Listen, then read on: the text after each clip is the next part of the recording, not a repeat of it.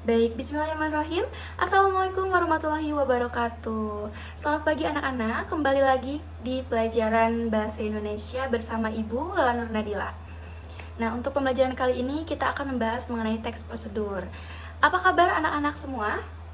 Alhamdulillah baik. Apakah ada yang tidak hadir? Baik, untuk yang tidak hadir, anak-anak boleh langsung memberikan alasannya kenapa tidak hadir, apakah sakit atau izin. Baik, untuk yang sakit, semoga segera diberikan kesembuhan. Dan untuk yang izin, semoga segala urusannya diberikan kemudahan oleh Allah Subhanahu wa Ta'ala. Nah, anak-anak, sebelum kita mulai pembelajaran, alangkah baiknya kita berdoa sesuai dengan kepercayaan masing-masing. Berdoa dimulai. Berdoa selesai. Baik, sebelum kita masuk kepada pembelajaran, Ibu boleh meminta anak-anak untuk merapikan terlebih dahulu meja dan juga kursi agar nantinya pembelajaran dapat terjalin dengan aman dan juga nyaman. Dan juga boleh untuk disiapkan ya untuk alat tulisnya agar nanti di pembelajaran kita dapat mencatat bersama-sama apa yang kita pelajari. Baik anak-anak semua, adapun tujuan pembelajaran yang ingin Ibu berikan kepada anak-anak, yaitu yang pertama, anak-anak akan mampu untuk dapat mendefinisikan apa itu teks prosedur. Anak-anak juga mampu menjelaskan apa saja jenis dari teks prosedur, ciri-cirinya, dan juga kaidah kebahasaannya. Jadi nanti setelah kita pulang dari kelas ini, anak-anak dapat mengantongi bekal mengenai apa sih dari teks prosedur itu. Baik, adapun untuk capaian pembelajarannya, Ibu harap anak-anak dapat mengekreasikan dan juga dapat mengidentifikasikan bagaimana teks prosedur dalam kehidupan sehari-hari. Adapun Ibu juga berharap anak-anak dapat meningkatkan ketercapaian dalam menyimak dalam pembelajaran teks prosedur Bahasa Indonesia kali ini. Nah, sebelumnya Ibu ingin bertanya, apakah anak-anak tahu apa yang dimaksud dengan teks prosedur? Betul sekali. Lalu, anak-anak sudah tahu apa saja ciri dan juga jenis dari teks prosedur? Itu juga betul, nanti akan kita bahas bersama-sama. Dan apakah anak-anak ini pernah menciptakan dan juga menemukan teks prosedur dalam kehidupan sehari-hari? Betul sekali, tentunya pernah ya, karena kehidupan kita selalu berkaitan dengan prosedur. Sebelum kita masuk kepada materi, Ibu ingin memberikan terlebih dahulu soal melalui pranala berikut. Anak-anak boleh pindai kode batangnya. Nanti Ibu akan melihat seberapa jauh pengamatan anak-anak semua mengenai teks prosedur sebelum kita mempelajarinya bersama-sama. Baik anak-anak, kita langsung kepada materi. Kalau sebelumnya kita sudah membahas mengenai teks narasi, anak-anak apakah masih ingat? Betul sekali, alhamdulillah anak-anak masih ingat ya mengenai teks narasi. Nah, untuk sekarang kita akan membahas mengenai teks prosedur, definisi dari teks prosedur. Apa sih Bu yang dimaksud dengan teks prosedur itu? Baik, menurut Kamus Besar Bahasa Indonesia, teks prosedur ini merupakan cara atau langkah-langkah dari sebuah teks penyusun yang nantinya akan mencapai suatu tujuan untuk memecahkan masalah atau untuk mencapai sesuatu keinginan yang akan dicapai oleh penulis. Nanti contohnya akan Ibu berikan. Untuk selanjutnya kita juga harus mengetahui dalam sebuah teks pasti kita akan ada ciri-cirinya, jenis-jenisnya, kaidah kebahasaannya, dan juga contohnya. Nah, untuk ciri-ciri teks prosedur ini ada apa saja sih Bu? Baik, pertanyaan yang bagus anak-anak. Untuk ciri-ciri teks prosedur ini ada dua. Yang pertama, kita dapat lihat dari segi isi, dan yang kedua, kita dapat lihat dari segi bahasa. Apa sih perbedaan dari segi isi dan juga bahasa ini? Tentunya berbeda. Dari kata saja sudah berbeda kan anak-anak? Jadi, kalau misalnya kita lihat dari segi isi, teks prosedur ini harus sesuai dengan langkah-langkah yang berurutan. Jadi, dari awal hingga akhir itu langkah-langkahnya harus sistematis isinya. Tidak boleh diloncat-loncat. Nanti kalau misalnya diloncat-loncat, nantinya tidak akan sesuai dengan tujuan. Jadi, tujuannya itu tidak akan sistematis langkahnya. Jadi isinya kita harus mengemukakan kembali mengenai apa tujuan yang akan kita capai. Jadi nanti anak-anak harus menuliskan isi yang sesuai dengan apa yang ingin kita tuju, seperti itu. Nah, kalau kita lihat dari segi bahasa, tadi kan yang pertama ada isi, yang kedua itu ada apa? Betul, ada bahasa. Anak-anak kiranya tahu tidak kalau misalnya ciri dari segi bahasa itu dilihat dari apa? Betul sekali, tapi akan Ibu luruskan. Kalau tadi dari segi isi itu harus langkah-langkahnya sesuai, harus sistematis agar mencapai sesuatu yang logis. Nah, kalau misalnya dari segi bahasa ini sedikit berbeda daripada isi.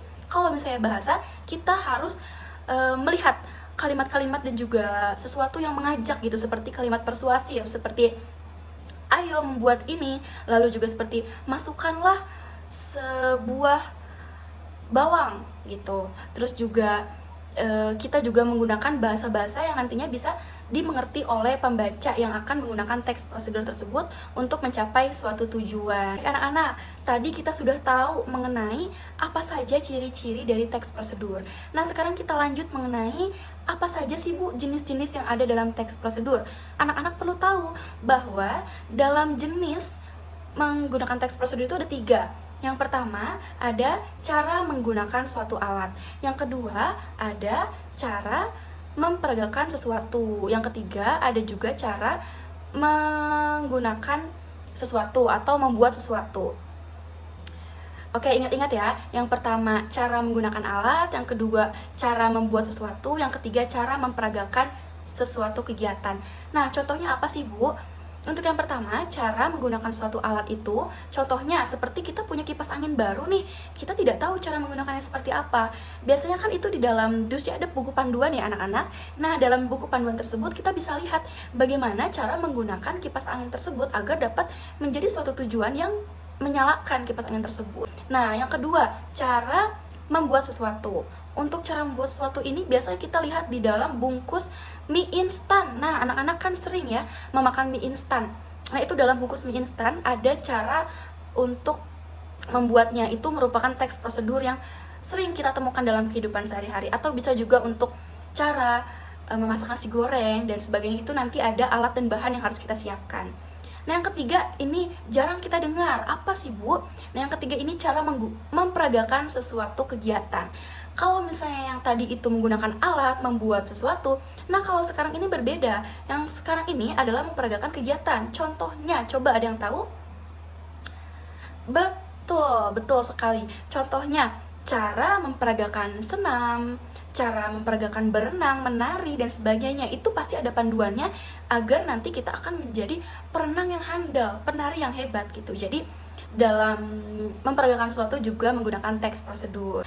Jadi tadi berurut ya anak-anak. Yang pertama itu ada 2, cirinya ada 2. Nah, jenisnya ada 3. Lalu tujuannya, strukturnya ini ada 4. Nah, strukturnya itu yang pertama ada tujuan, yang kedua ada alat dan bahan, yang ketiga ada langkah-langkah, dan yang terakhir ada penutup. Anak-anak pasti sudah tahu dari keempat ini apa saja artinya. Coba untuk yang pertama, itu kan ada tujuan. Tujuannya apa? Misalnya tujuan saya membuat teks prosedur ini agar saya bisa membuat nasi goreng. Berarti tujuannya agar dapat memproduksi nasi goreng, seperti itu. So, yang kedua, itu ada alat dan bahan. Alat dan bahannya kita harus paparkan apa saja yang kita butuhkan dalam teks prosedur itu. Misalnya, alatnya ada mangkuk, ada sendok, ada wajan, itu alatnya. Bahannya, coba contoh bahan-bahannya untuk membuat nasi goreng apa? Betul, bahannya ada cabai, ada bawang, ada merica, dan sebagainya. Itu adalah bahan ya. Nah, selanjutnya langkah-langkah. Langkah-langkah seperti yang tadi Ibu sampaikan dalam ciri dari segi isi. Itu harus sesuai langkah-langkahnya ya, anak-anak. Harus sistematis agar mencapai tujuan yang sesuai tujuan gitu, yang logis seperti itu. Nah, penutupnya, di sini juga ada penutup ya, seperti teks-teks pada umumnya. Teks prosedur juga memiliki penutup yang isinya itu ada saran masukan, ada juga bagaimana kita mengulas ternyata teks prosedur ini tuh berguna kita gunakan dalam memperagakan sesuatu atau membuat sesuatu, seperti itu. Nah, selanjutnya kita masuk kepada materi kaidah kebahasaan dalam teks prosedur. Ini ada 5. Kalau tadi ciri ada 2, jenis ada 3, lalu struktur ada 4, dan juga kaidah kebahasaan ada 5. Jadi semuanya sudah Ibu susun runtut ya. Nah, untuk kaidah kebahasaan itu ada 5. Yang pertama ada menggunakan kalimat perintah. Contohnya kalimat perintahnya itu seperti masukkan bawang merah gitu, seperti itu merupakan kalimat perintah. Nah, yang kedua yaitu menggunakan kata kerja imperatif. Nah, contoh kata kerja imperatif itu seperti apa? Apa anak-anak tahu? Betul, tapi akan Ibu jelaskan lebih lanjut lagi. Kata kerja imperatif itu adalah kata kerja yang berakhiran i atau berakhiran kan. Seperti masukkan, seperti itu. Tuangkan, itu adalah kata kerja imperatif. Lalu juga menggunakan partikel lah, nah itu juga termasuk. Nah selanjutnya adalah menggunakan kata-kata teknis. Itu pasti harus ada dalam teks prosedur, karena teks prosedur itu adalah cara untuk menggunakan sesuatu seperti itu. Nah, yang keempat ada menggunakan konjungsi temporal dan juga partikel yang sifatnya di sini seperti selanjutnya. Kemudian, contohnya, kemudian kita masukkan susu untuk dapat menetralisir adonan seperti itu. Lalu juga masuk kepada konjungsi temporal. Nah, untuk yang terakhir ada menggunakan pernyataan persuasif atau mengajak. Kalau tadi kan kata kerja imperatif, kalau sekarang persuasif. Jadi sifatnya mengajak agar para pembaca ini tertarik untuk menggunakan dan juga membaca teks prosedur tersebut. Nah, anak-anak, tadi anak-anak semua sudah menyimak mengenai yang pertama ada definisi, yang kedua ada apa? Betul, yang kedua ada ciri-ciri, yang ketiga ada apa? Yang ketiga ada jenis, lalu ada struktur, dan yang terakhir tadi kita bahas yaitu ada kaidah kebahasaan dalam teks prosedur.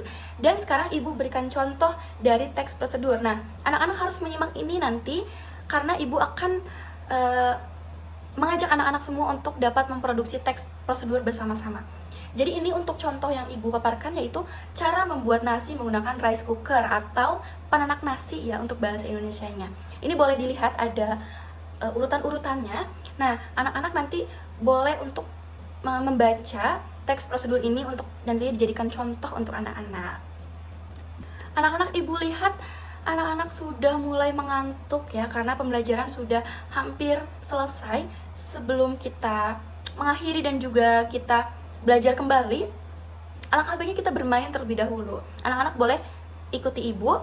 Kita akan tepuk semangat supaya kita bergairah kembali, supaya kita mendapatkan semangat untuk belajar kembali. Oke, mulai ya. Tepuk semangat. Semangat. Semangat. Oke, tepuk tangan buat kita semua. Baik anak-anak, selanjutnya ini ada tugas, tapi tugasnya berkelompok. Jadi tugasnya yaitu mengidentifikasi teks prosedur bersama teman. Nah, anak-anak boleh mencari sepasang teman yang nantinya akan menjadi rekan kelompok anak-anak. Nanti Ibu akan memberikan lembar kerja yang anak-anak akan isi. Nanti lembar kerjanya yaitu adalah teks prosedur yang urutannya tidak sesuai langkah dan tidak sistematis. Nanti anak-anak susun bagaimana agar teks tersebut dapat sesuai urutan dan juga sistematis.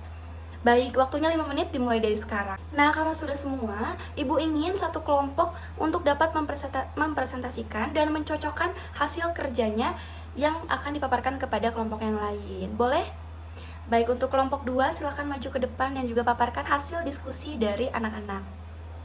Nanti Ibu akan lihat seberapa jauh pemahaman anak-anak mengenai langkah-langkah dalam teks prosedur ini.